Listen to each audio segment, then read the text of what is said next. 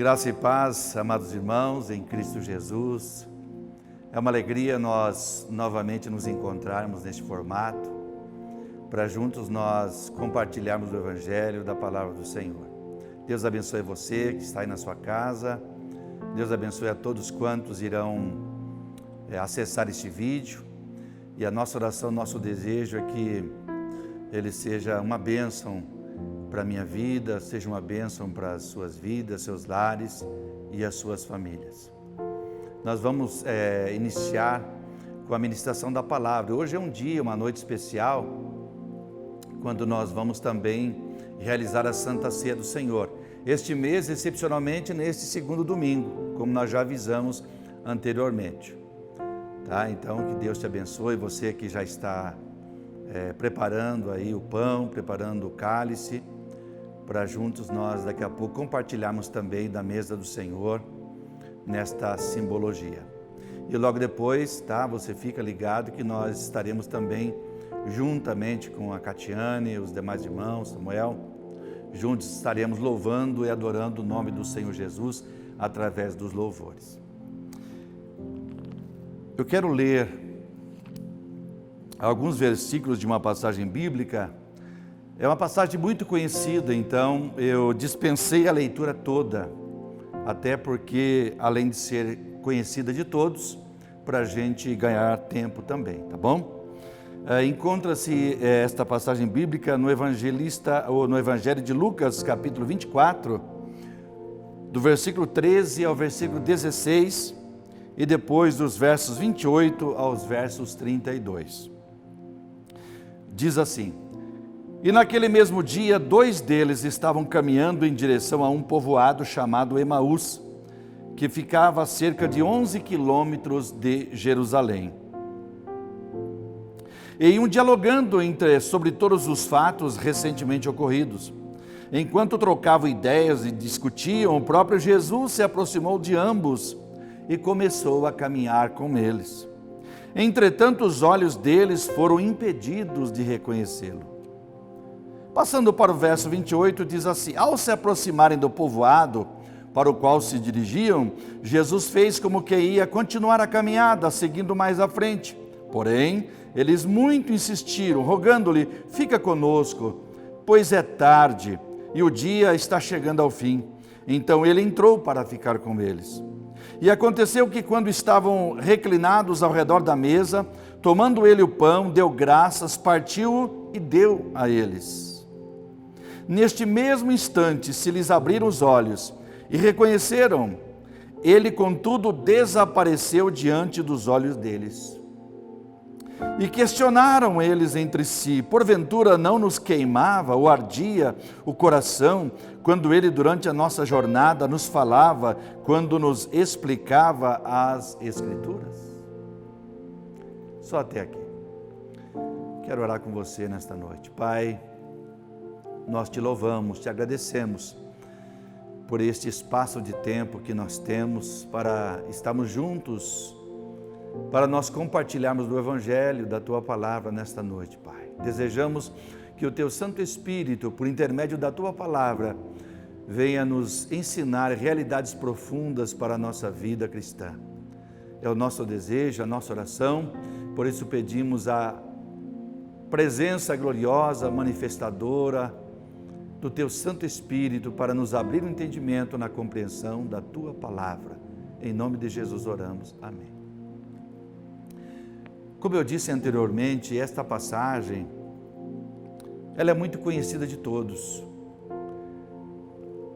E ao ler esta passagem bíblica, já extraímos delas muitos ensinamentos.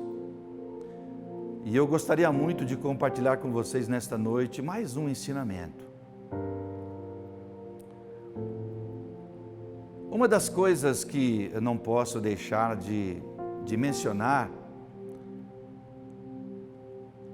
é quando a gente olha para a atitude de Jesus depois da sua ressurreição.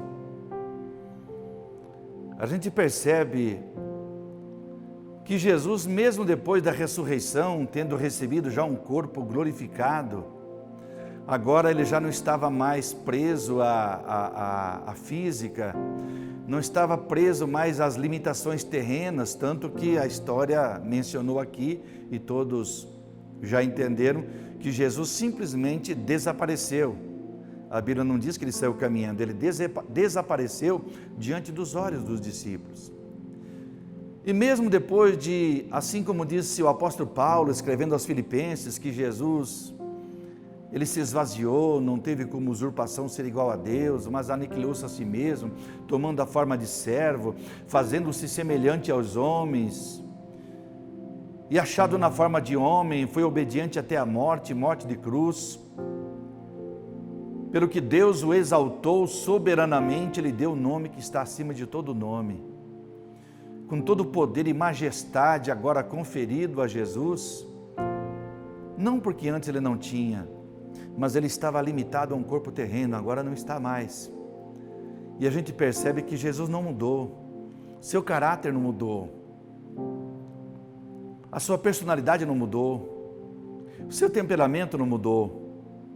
E de repente Jesus, depois da sua ressurreição, creio eu, cremos nós, que com tantos, digamos assim, tantos compromissos maravilhosos, transcendentais, que Jesus iria realizar após a sua ressurreição, de repente agora ele aparece para 2 discípulos, que até então eram discípulos anônimos, mas que certamente faziam parte do grande colegiado de discípulos de Jesus. E de repente Jesus se manifesta a apenas 2 homens, 2 discípulos simples, que estavam retornando para a sua cidade. Nos chama a atenção este fato, e nos chama a atenção este fato é que estes 2 homens estavam decepcionados, desorientados, chateados, decepcionados,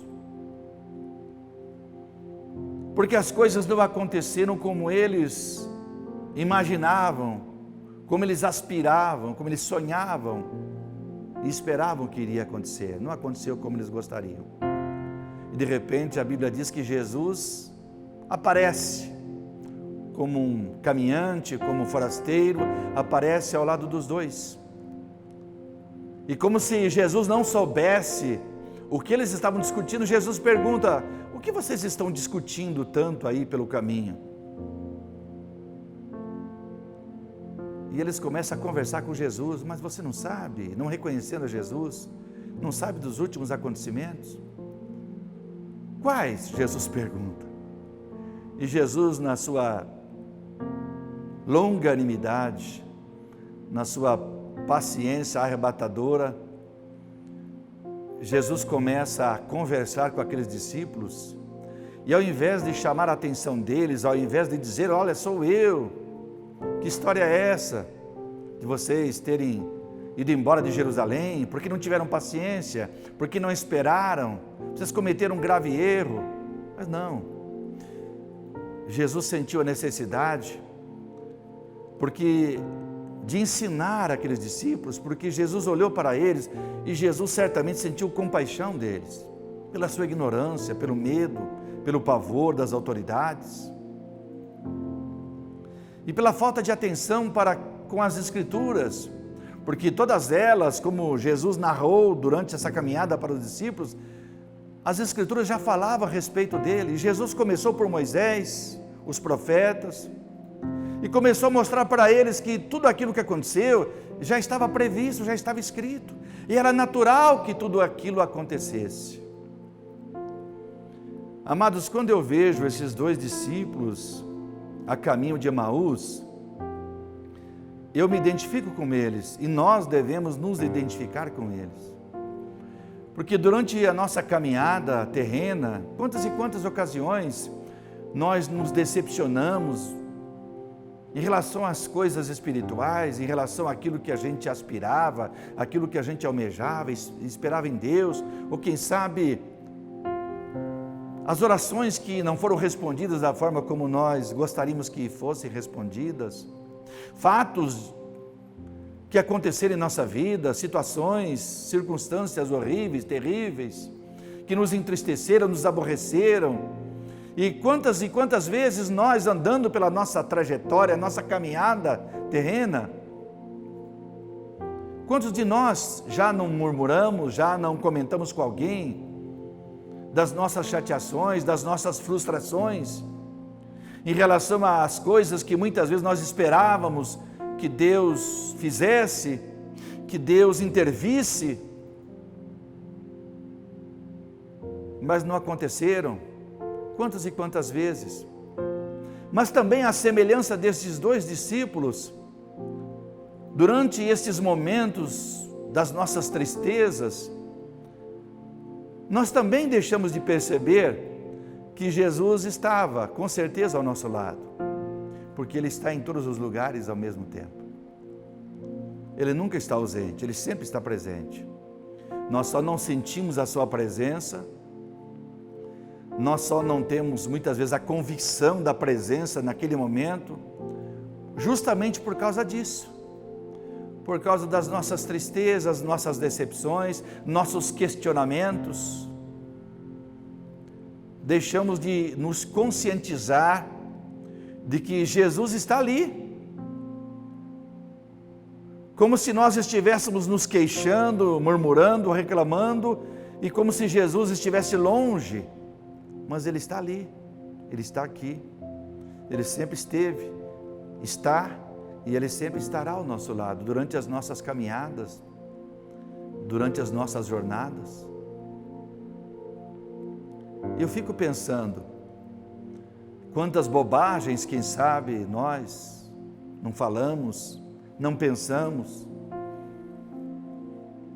achando que Jesus não teve a ciência desses pensamentos, destas falas, destas expressões.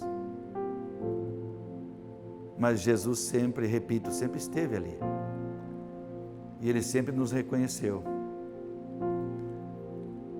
E assim como Jesus abriu as Escrituras para começar a falar com aqueles dois discípulos, nós também temos hoje o Evangelho, as Escrituras. E eu já disse isso anteriormente, a nossa consciência é a nossa pregadora 24 horas por dia. Quando nós conhecemos, lemos, meditamos no Evangelho, nós conhecemos o caráter de Jesus. Em muitas situações da nossa vida nós sabemos o que Jesus faria. E é claro que fatalmente, pela nossa fraqueza, fazemos o contrário muitas vezes.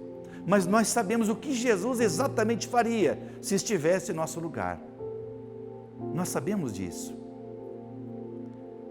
Então sempre Jesus está ouvindo, e nós temos as Escrituras, nós temos o Evangelho de Cristo para nos orientar. E é Jesus falando conosco. Além de nos falar, já repeti isso também anteriormente, além de nos falar através das circunstâncias. Deus sempre está nos enviando mensagens para nos fazer demover daquela trajetória que nós tomamos lá atrás e hoje estamos longe dos caminhos que o Evangelho traçou para cada um de nós. Deus sempre está a nos chamar. Deus sempre está chamando a nossa atenção. Nós temos que ter esta sensibilidade.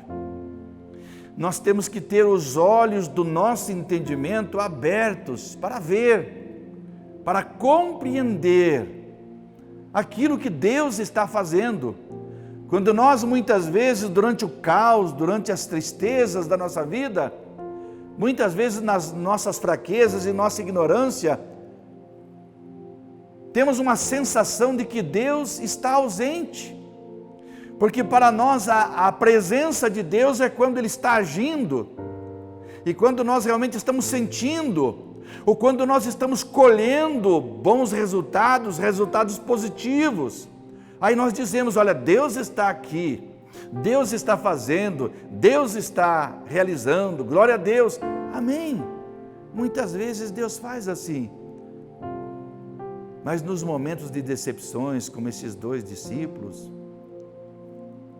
nos momentos de tensão, nos momentos de dúvida, momentos de frustrações na nossa vida, não podemos ignorar o fato de que, além de Jesus estar presente, Ele não deveria, mas Ele está. Não deveria porque eu digo que os nossos pecados, nossas falhas, trazem uma mensagem para a gente, dizendo que nós não merecemos que Jesus esteja ali. Não merecemos a intervenção de Jesus. Mas não é pelo nosso merecimento mesmo. É pela grande, gloriosa, misericordiosa graça e amor de Deus que se faz presente, independente daquilo que falamos, pensamos ou fazemos. Deus sempre se faz presente. E sempre nos enviando mensagens. Sempre chamando a nossa atenção para que a gente mude a nossa trajetória. Aqueles 2 discípulos estavam indo para Emaús, mas não era para eles irem para Emaús.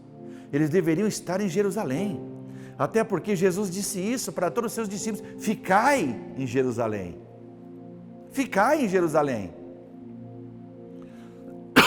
Permaneçam em Jerusalém, até que do alto sejais revestidos de poder.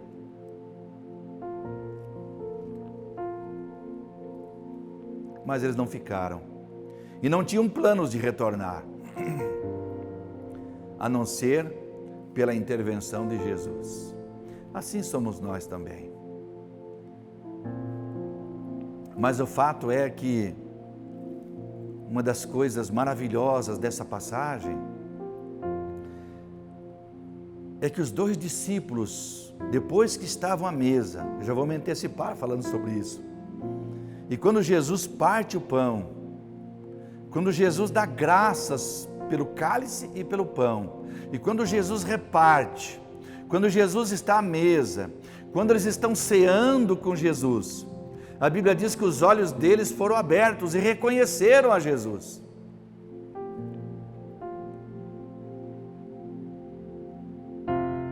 E logo depois disso eles disseram ao outro: olha, é por isso que o nosso coração ardia quando Ele nos falava pelo caminho. Olha, esses 2 discípulos cometeram um erro, com certeza, como nós cometemos inúmeros erros. Esses 2 discípulos não estavam fazendo a coisa certa. Mas o fato que nos chama a atenção, também um dos fatos que nos chama a atenção, é de que apesar das frustrações, apesar de tudo estar contra aquilo que eles esperavam, de repente um forasteiro, até então não o reconheceram, começa a abrir as Escrituras, sem saber que era Jesus. O coração deles estava ardendo. Isso é maravilhoso, quando a gente ainda sente arder, sente o nosso coração, a nossa alma ser aquecida pelo fogo do Espírito Santo, quando a gente ouve a mensagem do Senhor, quando a gente abre as Escrituras, quando a gente medita nas palavras do Senhor. É maravilhoso quando ainda arde o nosso coração, quando a gente ainda sente fome e sede pelas palavras do Senhor. Como é triste, como é lamentável, quando hoje muitos crentes, muitos cristãos, não sentem mais o apetite pela palavra do Senhor. E acontece como está registrado no Evangelho de João, capítulo 6, quando Jesus começou a falar, dar as suas últimas instruções, falando sobre o seu sofrimento, falando que o seu corpo seria alimento, o seu sangue seria bebida, usando essa simbologia. Quando Jesus começou, digamos assim, a pregar, a ministrar aquilo que as pessoas não queriam ouvir,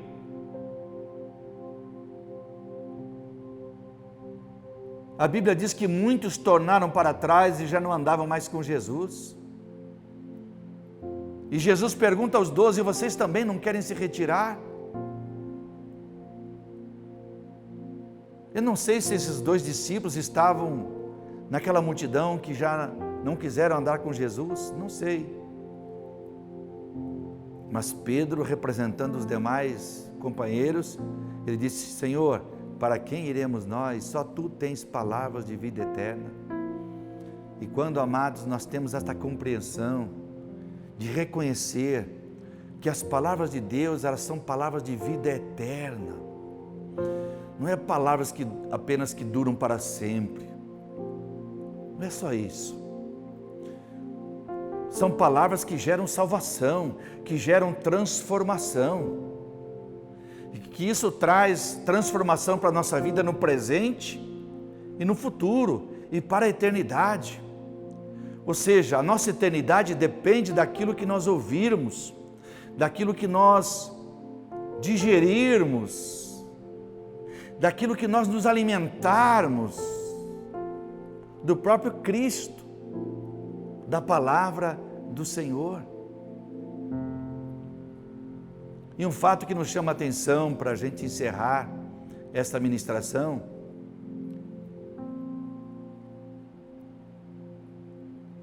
é que os olhos dos discípulos foram abertos quando eles estavam à mesa com Jesus. Porque quando a gente olha para o Evangelho, a gente percebe que grandes coisas, ou coisas transcendentais, sobrenaturais, aconteceram durante a comunhão, durante os momentos de refeição, que naquele tempo eram chamados de ceia. Ninguém dizia: venha comer comigo, venha cear comigo. Jesus fora convidado para muitos lugares para cear, inclusive na casa de pecadores e publicanos como Levi ou Mateus, que você conhece na Bíblia, escreveu o Evangelho de Mateus.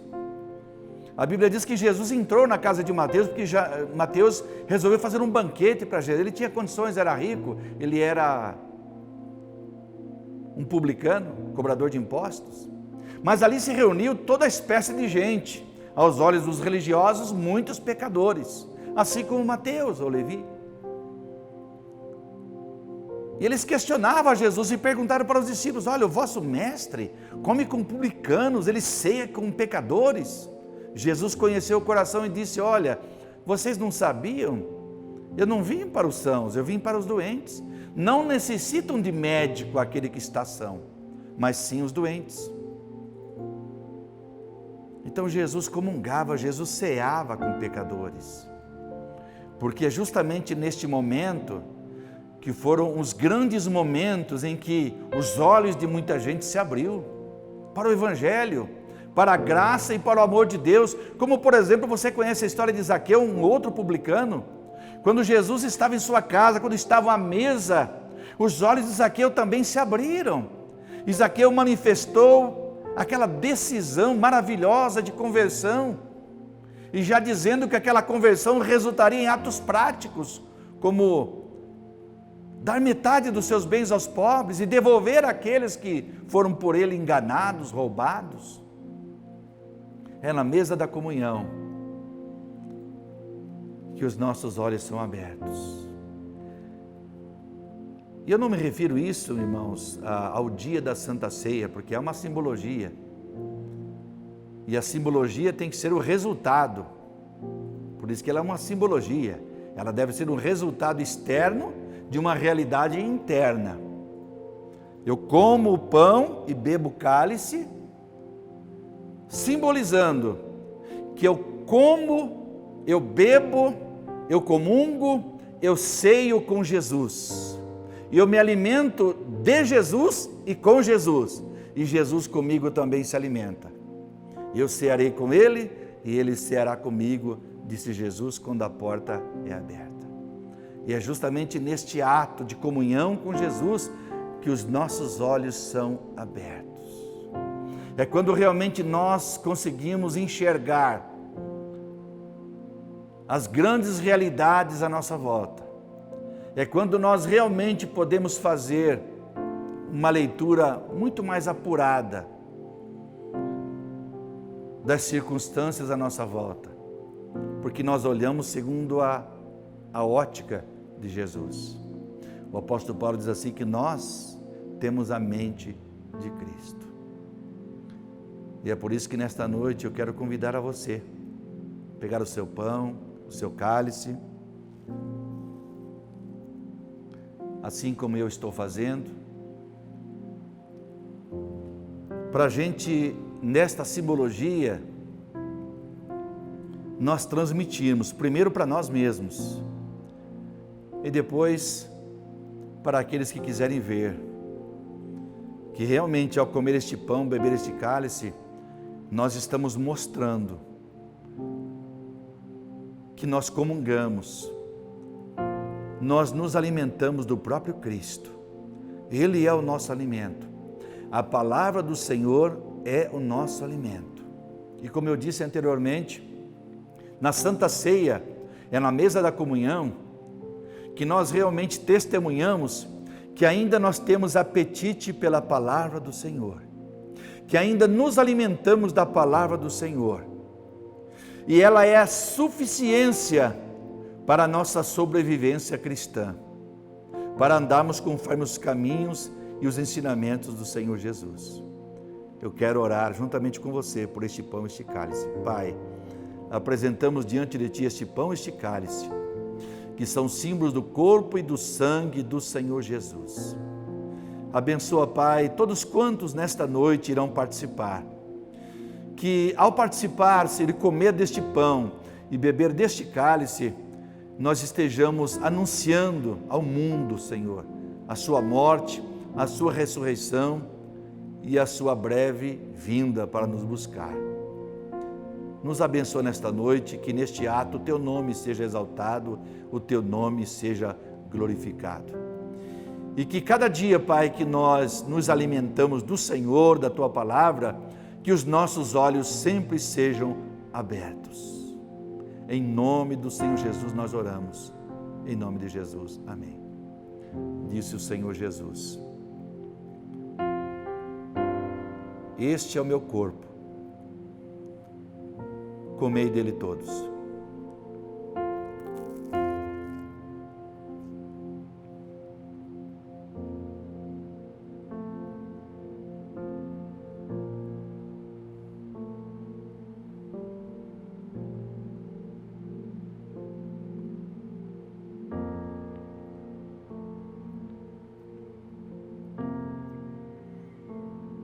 E Jesus apresentou o cálice dizendo: este é o sangue derramado por vós, bebei dele todos.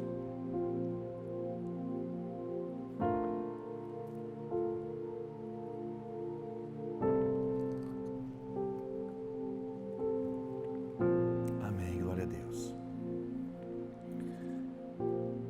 Que bom, né? Quando a gente realiza este ato,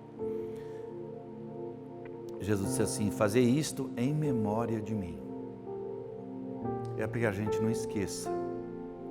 Assim como lá no Velho Testamento foi instituída a Páscoa, para que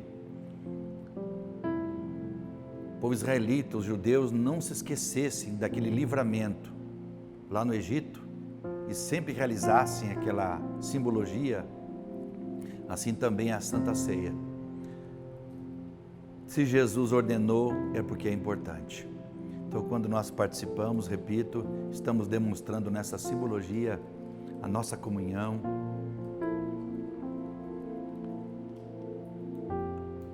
a nossa interação com Jesus no dia a dia, e que nós não esquecemos do seu sacrifício na cruz do Calvário. Que Deus abençoe a todos, que Deus abençoe você, sua casa, sua família.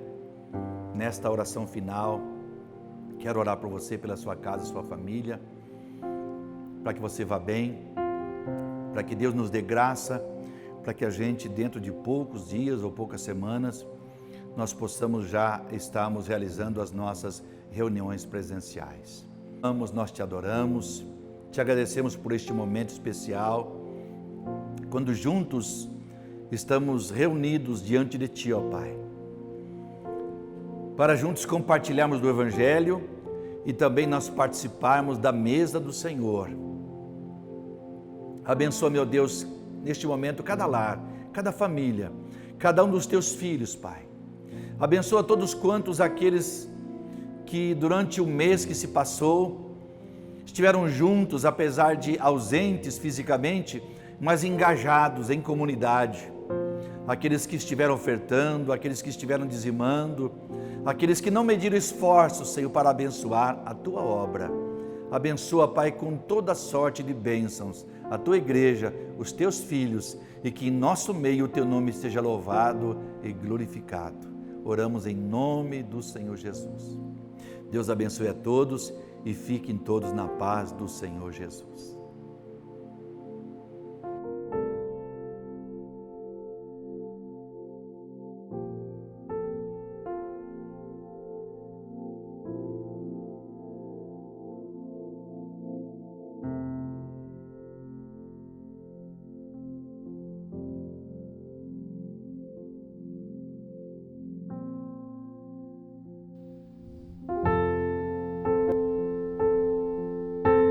Só pra te adorar e fazer teu nome grande e te dar o louvor que é devido. Estamos nós aqui.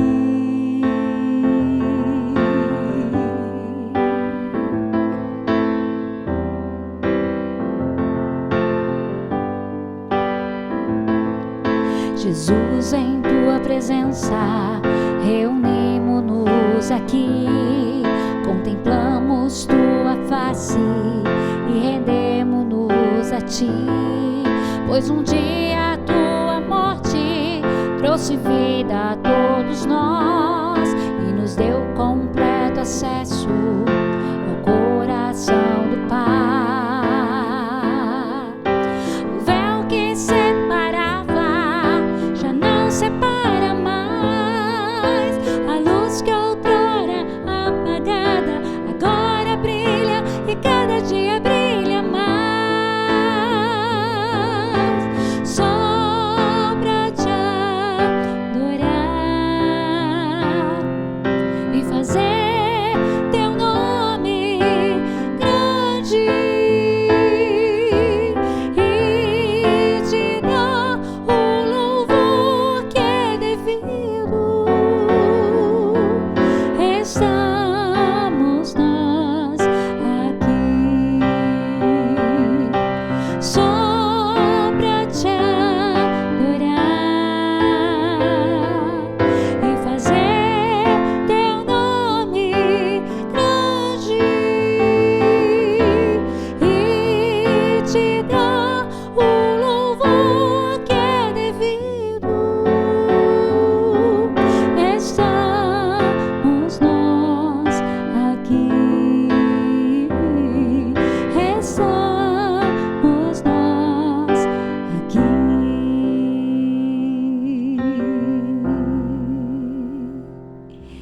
Graça e paz.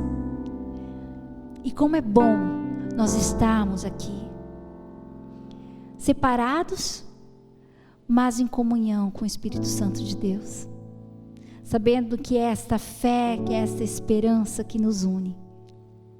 E hoje foi um dia de festa, de celebração, porque nós trouxemos à memória o sacrifício que Jesus Cristo fez na cruz. Ele morreu para perdão dos nossos pecados, e por isso Ele nos deu uma nova vida, uma nova história, e que possamos, não somente hoje, mas todos os dias das nossas vidas, permitir que este Cristo, este Rei dos Reis, torne também o Rei das nossas vidas, permitindo que Ele venha reinar em mim, reinar nos nossos sonhos, reinar nos nossos projetos, reinar nos nossos pensamentos, no nosso falar, nas nossas atitudes, para que realmente possamos ser pequenos Cristos aonde nós andarmos.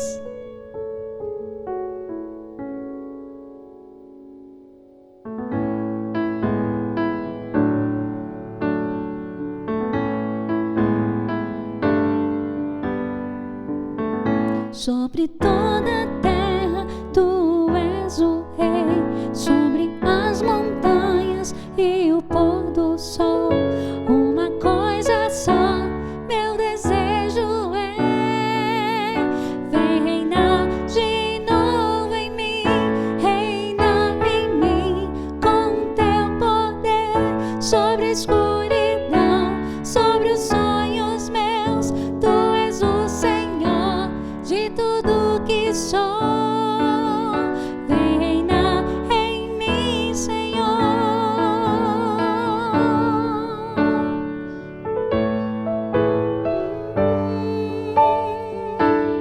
Sobre o meu pensar, tudo que eu falar, faz-me refletir a beleza que há em ti. Tu és para mim mais que tudo aqui. Vem reinar de novo em mim, reina em mim com teu poder, sobre a escuridão, sobre os sonhos meus. Tu és o Senhor de tudo que sou. Vem reinar em mim, Senhor, reina em mim com teu poder, sobre a escuridão, sobre os sonhos meus. Tu és o Senhor de tudo que sou. Vem reinar em mim, Senhor.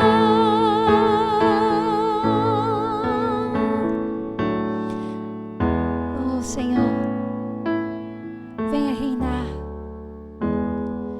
venha realmente transformar, inundar as nossas vidas e nos nossos corações nessa noite. Porque nós precisamos, Senhor, da tua cura, do teu fluir sobre nós. Aleluia.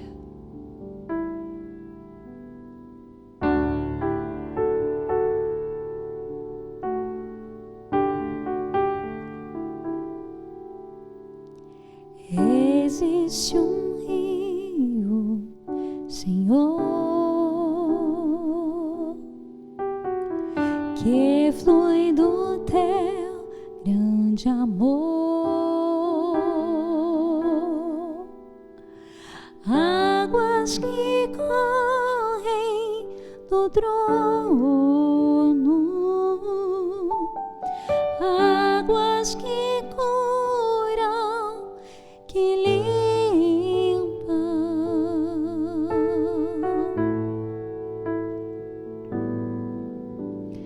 Por onde o rio passar,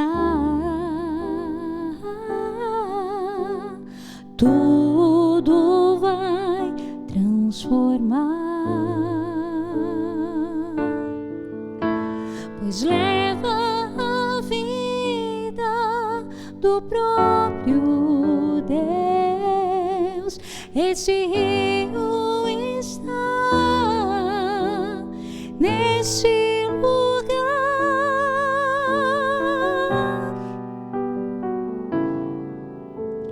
Quero beber do teu rio, Senhor.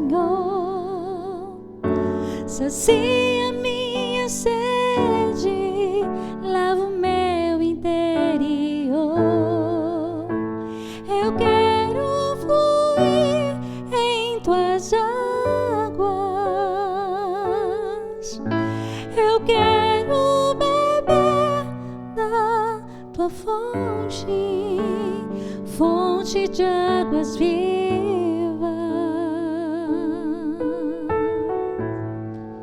Tu és a fonte, Senhor.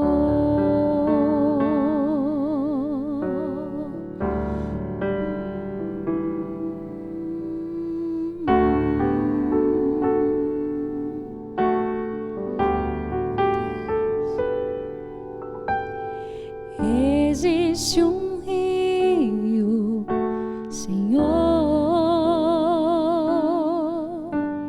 que flui do teu grande amor, águas que correm trono, águas que curam, que limpam.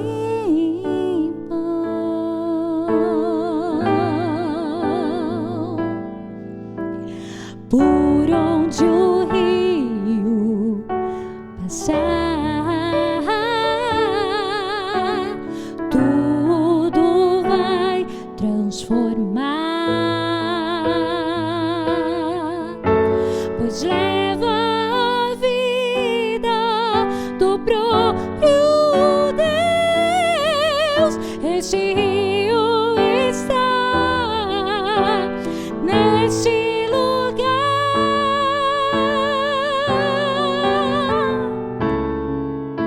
Eu quero beber do teu rio, Senhor.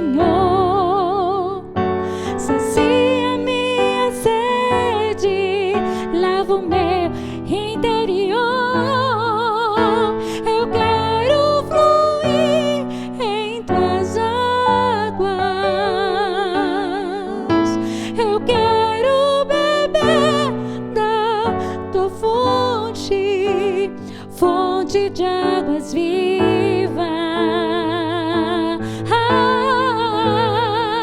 Tu és a fonte, Senhor.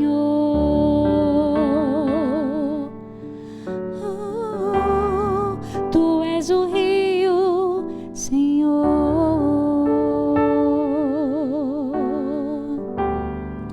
Tu és a fonte, Senhor.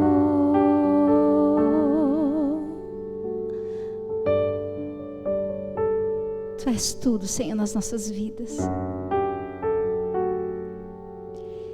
E em Ti, Pai, nós sabemos que somos saciados. Em Ti, Senhor, o nosso coração descansa. E é em Ti, Senhor, que nós temos colocado a nossa fé, a nossa confiança, Pai. E nesse momento, Senhor, eu quero pedir, vai de encontro àquele que talvez está enfermo, aquele, Senhor, que está doente, não somente a doença física, mas a doença da alma, Senhor. Vem fluir a cura, vem restaurar, Pai. Vem tirar, Senhor, toda enfermidade, toda dor, todo cansaço, Pai. Nessa noite vem estar renovando a vida de cada um dos nossos queridos que nos ouvem, Senhor. Porque eu creio que Tu és o Deus da cura, eu creio que Tu és o Deus que opera milagres. Tu és o mesmo ontem, hoje e será para sempre. E é por isso, Senhor, que nós Te adoramos. É por isso, Senhor, que nós Te bendizemos. E é por isso, Senhor, que nós trazemos à memória, Pai, o sacrifício que o Senhor fez para que nós pudéssemos ter vida e vida em abundância, Pai. Nós Te louvamos, nós Te adoramos, nós Te amamos, Senhor. Amém, amém. Eu desejo a você uma semana maravilhosa. Mesmo que hajam problemas, mesmo que hajam dificuldades, mas você confie no Senhor, porque Ele é contigo. Amém?